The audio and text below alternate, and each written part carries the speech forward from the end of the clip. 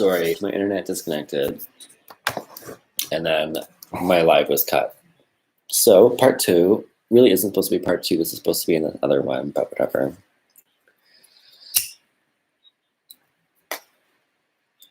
I left off by saying people in the gay community pictured me as too much work. Period.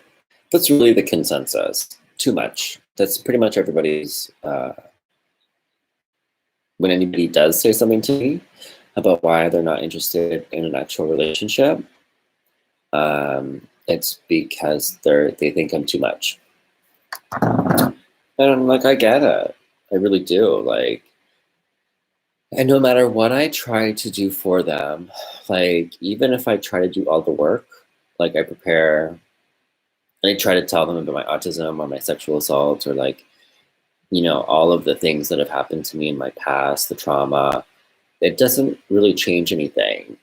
Even if I try and fake it and try to pretend that all of these things didn't happen, it comes out in other ways. Like, I'm not like other people. Like, I am different in bed with someone that I'm not sure of or I don't trust. And so I have to do my best to put on this mask that people can see through eventually, and they, you know, want to know, or like they just ghost me after. And so what happens in the gay community for me is I get a lot of people that think I'm good enough for sex, but not good enough for anything else.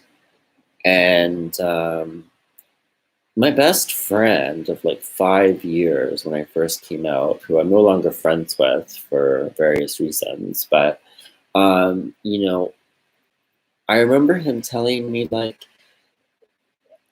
to the whole party, like we were all together and everybody was there, and like I was dating somebody, and like they were going on about, you know, like we were new, and he was going on about how great I am, and then my best friend pipes up. He's like, "Oh yeah, Aaron's only hot until you get to know him."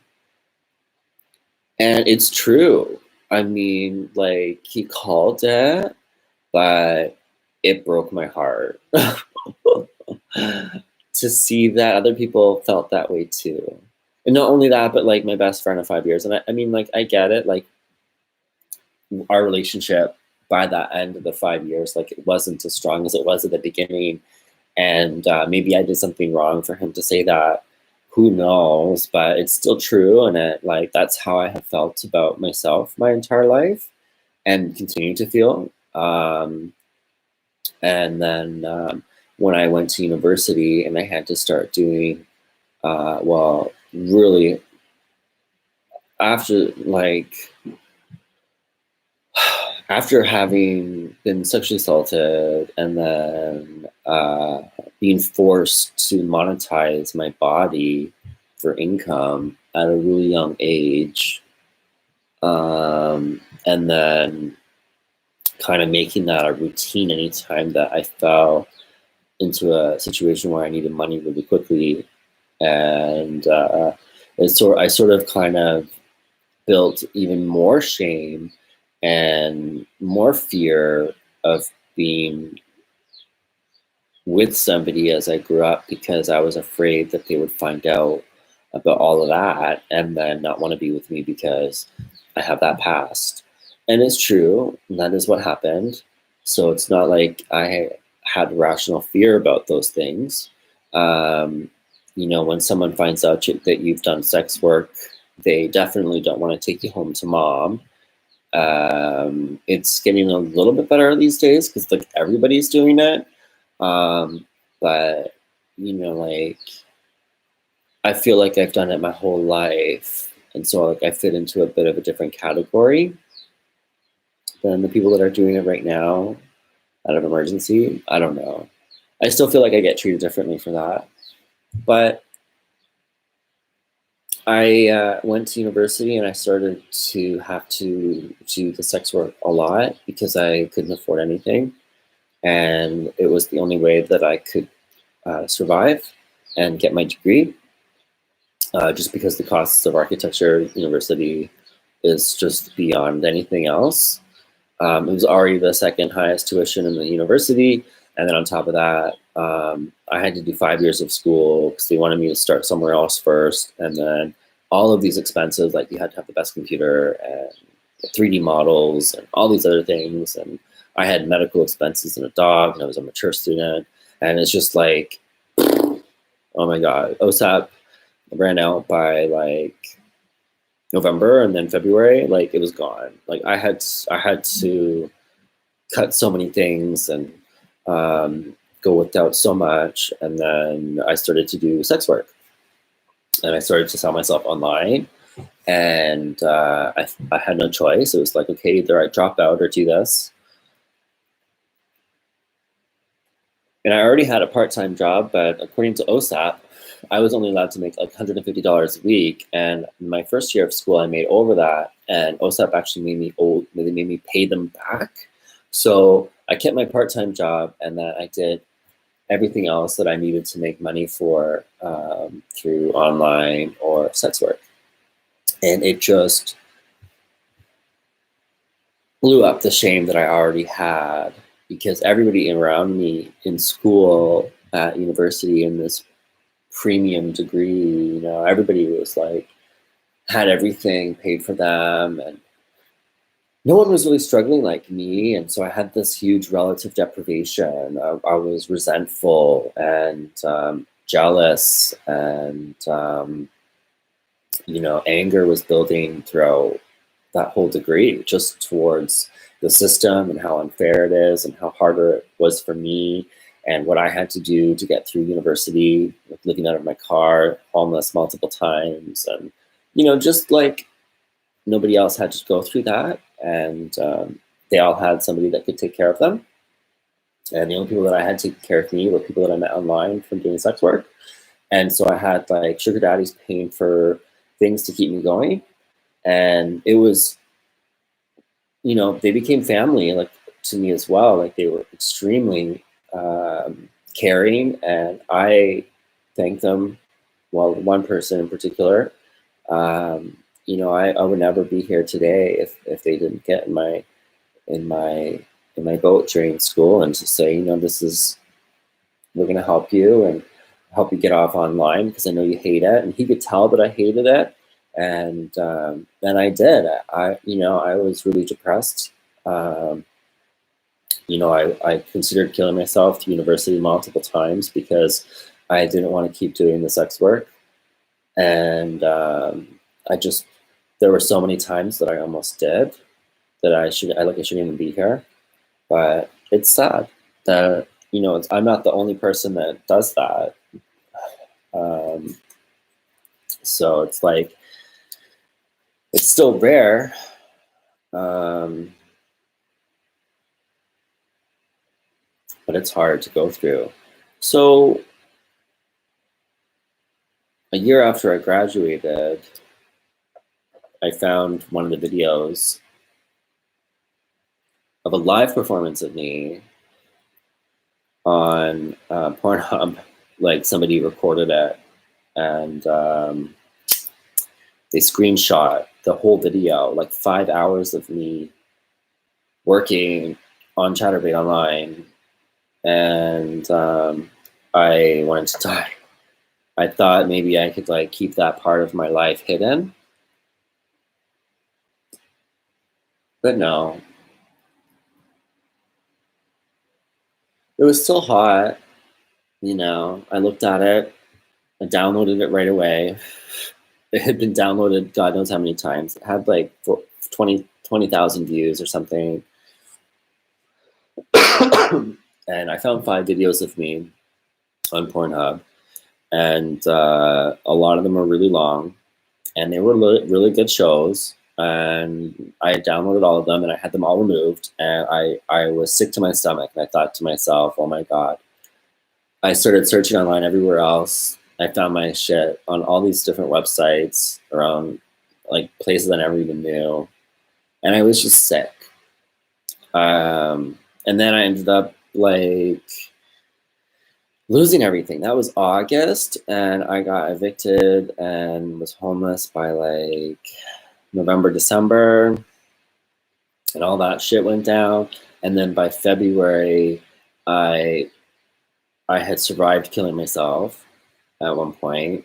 Um, then I decided to fight. Somebody reached out to me and was like, I'm going to help you. And I want you to, they found me on my GoFundMe and they're like, I want you to live. And they, tried to get me this trip to Portugal or whatever. And so I was like, okay, I'm going to fight.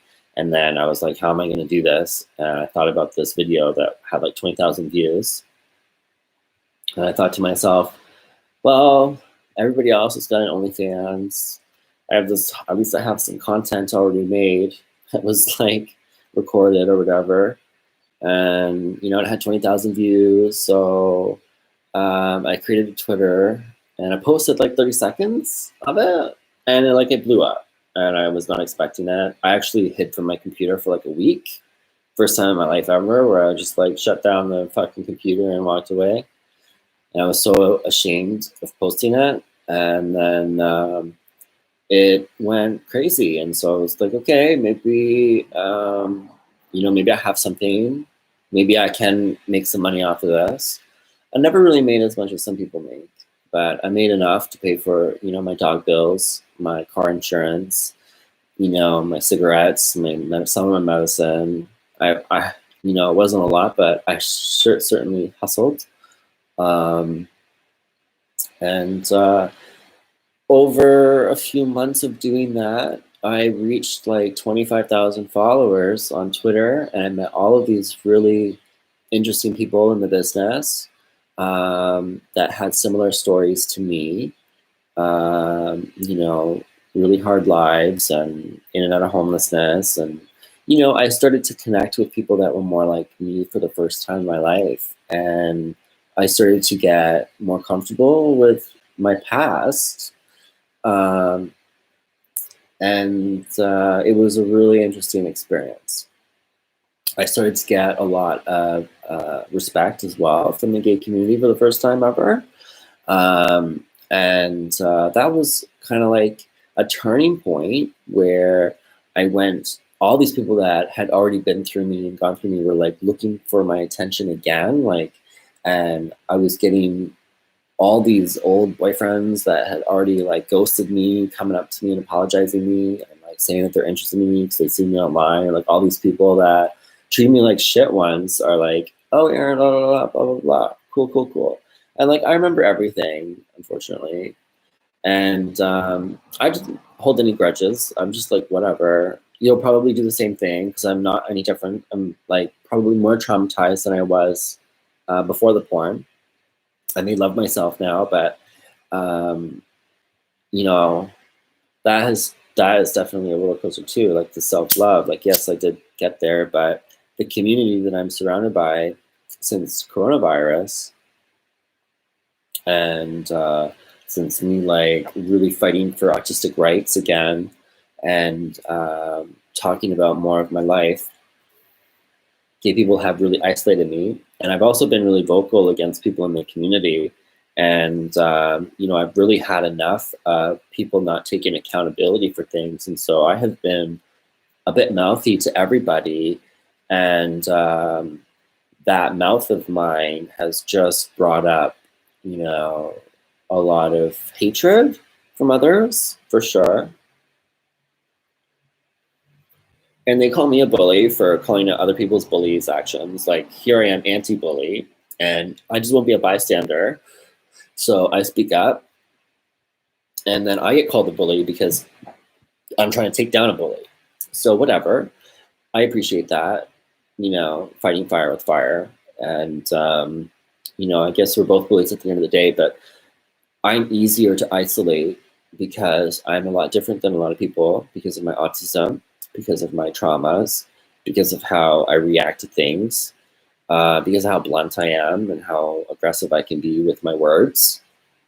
Not aggressive as a person, but like my words can definitely slice you. Like, they're not kind. And so I take full accountability for that. Like, I know that I can be really harsh. And like I do expect some sort of isolation from that. The problem with that, though, is I've started to become a recluse, and I really feel alone. I went from like really high up to just smack down low because of whatever reasons. Really, I can feel it in the community. People have talked about me. In August of 2020, right before I tried to kill myself again,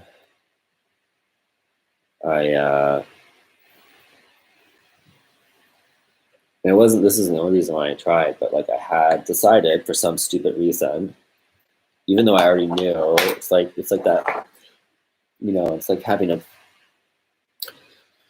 it's like going through your boyfriend's phone when you already know they're cheating on you,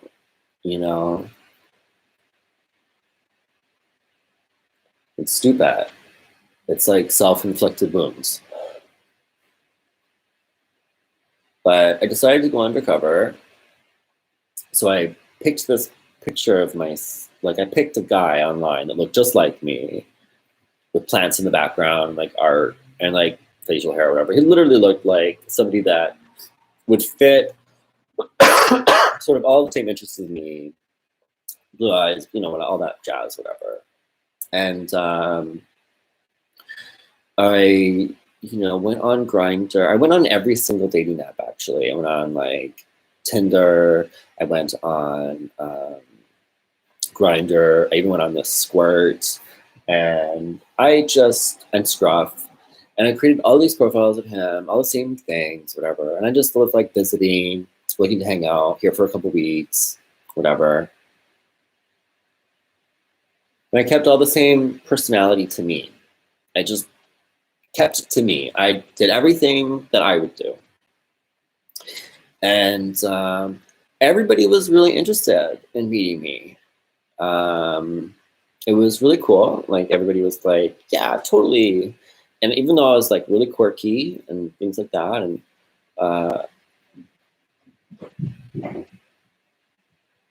I really think it's because I said, like that I was autistic. Really, that's why I think people mostly are turned off. But anyways, to get to the point, I decided to play the social experiment, and I had a goal. Like it was very narrated. I wasn't looking to hurt anybody's feelings or use anything against them. It's not my goal. But I do want to do like a video on that later and show like kind of the responses that I get from people. But I'm not going to shame anybody. Nobody's name is going to be in it. I'm just going to show like here's what I get. And I think it needs to stop how people treat each other in the community. But nonetheless, I decided that through this undercover, I would suggest meeting at a patio or for a threesome, whichever site I was on and whoever I was talking to, because I pretty much know everybody. I don't know people personally, but like I have a gist of a lot of people. And so, and I'm not discriminatory. I have nothing against anybody. Even the people that have done me wrong, I don't have anything against them. But people seem to have a lot against me because I put up a picture of me, like Aaron, and I was like, hey, after we agreed to meet, after I already have them like on the reel, hooked in, like ready to go, like we're gonna meet on this patio, whatever, I would throw out there, oh, like, hey, this other guy is interested. He's like lives across from my hotel. I'm staying at the park and like whatever, and he's gonna come down, and I throw a picture of me in. Oh my God, like immediately people ran their mouth about me. I was not expecting that. That really crushed me a lot. I didn't even have to ask for their opinion, which is, I think, the most shocking to me. Immediately, people canceled or said, oh, not him. And it was crazy. It was crazy. People said a lot about me. And we'll get to that in another video. So that just adds to all of the anxiety that I currently have. No one understands, even if I try to help them understand the difficulties I have in sexual relationships. I have all of this two-faced behavior. People who like say nice things to my face and then run their mouth behind my back. It's strange. So you know, my level of trust in the gay community is definitely not irrational. And I don't think it is for anybody. I think a lot of us have these problems. I think a lot of us are ingenuine and say that we are. I think I'm probably the most genuine person I've ever met in the gay community. Sorry. Like, I will always tell you to their face what I think so that we can get to the bottom of it. My goal is not to like come to any conclusions until you're in the room and talking about it. That's how I run. I don't know about other people, but like other people like to come to their own conclusions without the person that they're talking about in the room. Or even some of these people haven't even met me. I'm like, how the fuck do you know who I am? And like, how can you speak for me and call me these things to a stranger on Grindr or Squirt when you've never even met me in person? And that just blows me away, how people can contribute to somebody's lack of will to live. And, you know, that wasn't the only reason why I ended up in the hospital. Like that month of August, I went through a lot of trauma, including the last investigative work I've done on my book was in August. When I fucking drove out to West Lauren for the first time, literally the first time since have not been in West Lauren since I was 5 or 6 years old. So, and I actually recorded that too, like on my GoPro and the camera, like on my windshield, like approaching that place and driving through West Lauren for the first time. And like, it was really traumatizing the whole time, just flooded with things. And yeah, and then I went after that to my first apartment that I rented, where I was like traumatized for 5 years, trying to survive on my own and doing the things I had to do there before I really got on my feet later on. So it's like, and then a few other things happened in August. So, and then I decided to go undercover on Grindr, and all of that just kind of contributed to just wham bam, I'm done. So I tried to give myself a survived again.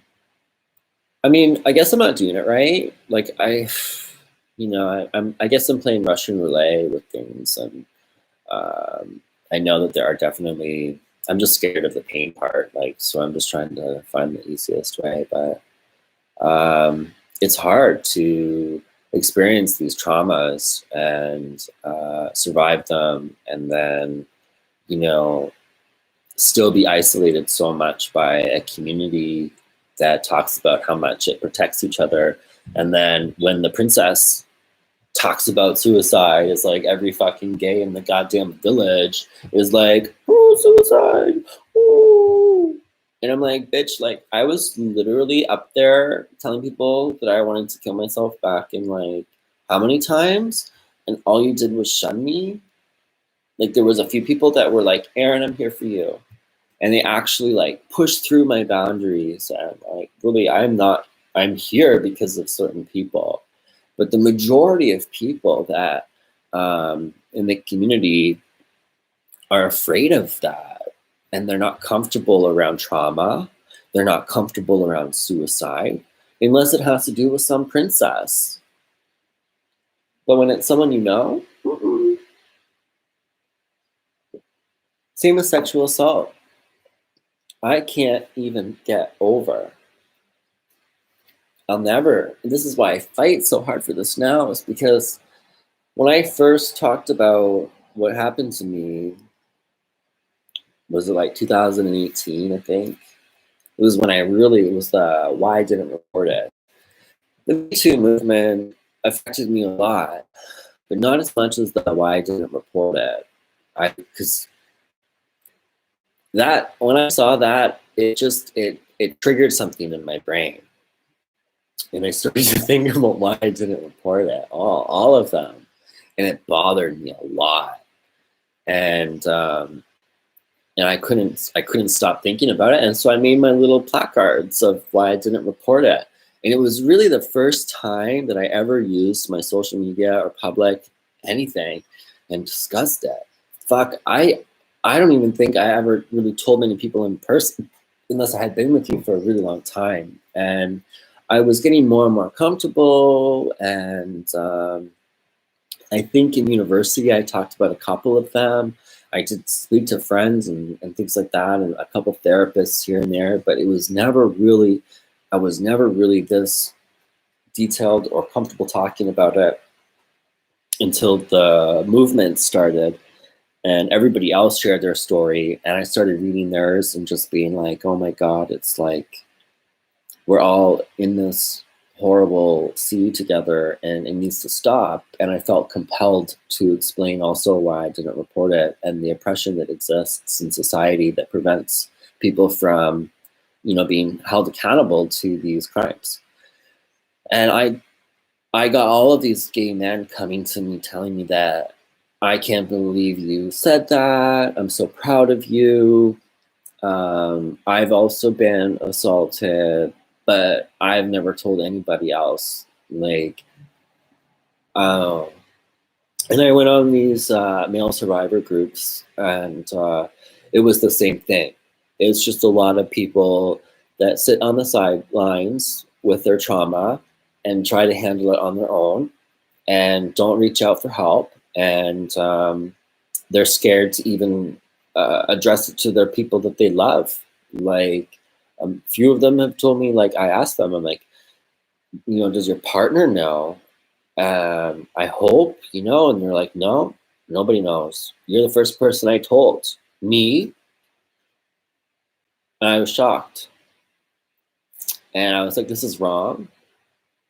And, I decided to be more of a voice for people who've been traumatized by sexual assault. And it's gotten me more isolated.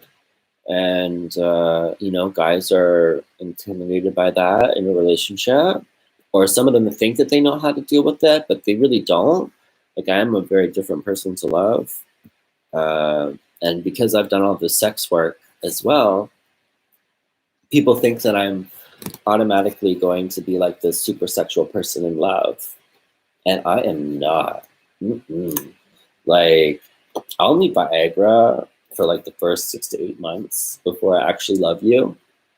And if we never get to like me loving you, I'll like, I don't know, if you never actually make me feel safe, like I'll have to use Viagra for the whole time. And like, what's the point, right? Like, I am so uncomfortable during the first little bit, during sexual relationships. And then even when I do get comfortable, I'm a very moody sexual person. I'm more into affection and feeling safe and cuddling and, that part of the relationship.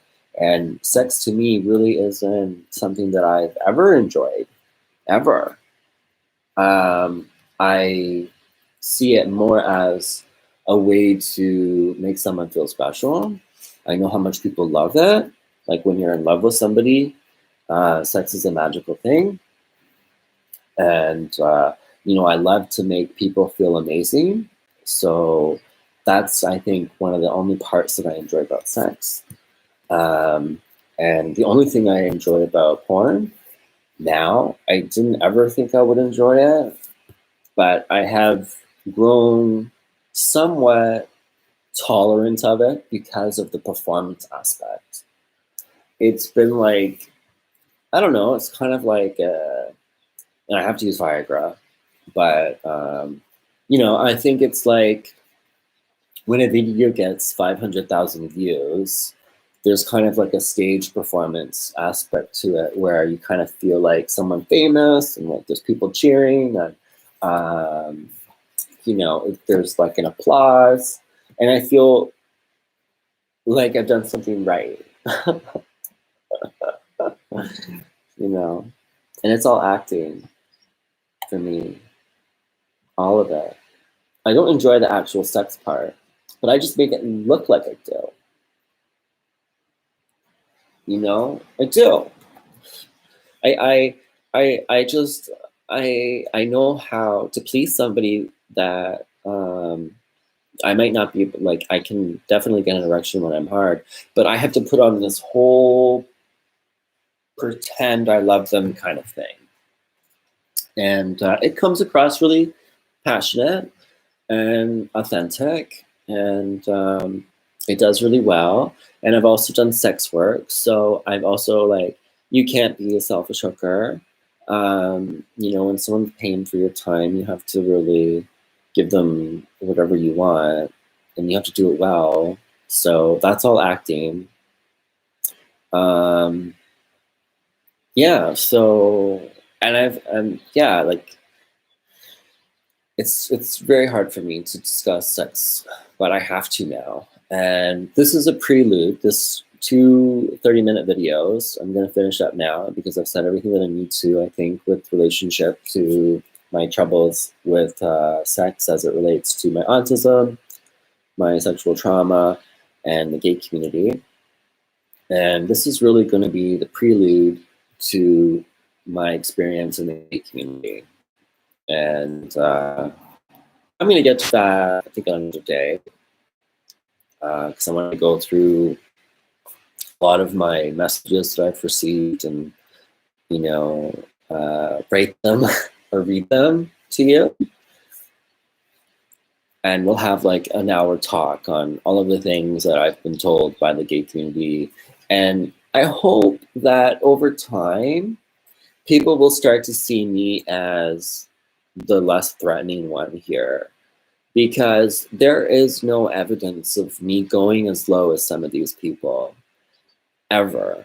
And I've gotten pretty rude. Don't get me wrong. Like, I've been really spicy, but I have not gone as low as some of these people in the gay community who intentionally try to hurt you and really go out of their way to hurt you as a person and your spirit. So we need to talk about this. So we need to bring all of it to the light. And I think it's really important to talk about one of the biggest issues of why I have such a hard time in this community and why I've had so much exposure to it. And it all has to do with sex. And, you know, the majority of attention I get in the community is because of sex. And the majority of the rejection I get is due to, you know, my trauma, my sexual assault, and my autism. And so I'm not like the perfect prince that people think I am. And so, like, for a long time in my life, I used to present who I wanted to be, which is like Prince Charming. And so I got a lot of attention, and a lot of people wanted to date me or fuck me or whatever. And I went through a lot of people really quickly, like I did in grade 9 with all the girls. And yeah, you just get like a bad name really quick. People talk really fast, and then people you don't even know have an opinion about you. And then soon enough, everybody has something to say, and it's not nice. And I'm not doing that. Like, even through these videos that I'm about to like talk about, I'm not going to bring up anybody's name. And I have no reason to. Everybody, anyways, this is all fucking fucked up.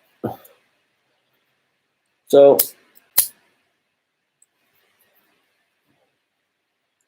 I'm really not attracted to men that much anymore. I used to be. But after my experience in the gay community, my attraction to men has really deteriorated. And then just like men in the community, in the world, in positions of power, yeah, it's just a big turnoff these days. So logically thinking, I'm just over it. I don't know where I am. I don't know. I don't even know if I want to ever have a relationship ever again, or just completely stop trying that completely and just bury my job, which is fighting all of these things so that new generations can stop suffering from the things that I have suffered from. I mean, that's really the best thing that I can do. I mean, when I look at all the trauma that I've had, it's like the only rewarding thing that can happen for me is to use my story to try and help it from happening more to other people, or to inspire the people that it has already happened to come out and shine light on their darkness. So yeah, anyways, enjoy. Very traumatizing videos. That's what I'm good for.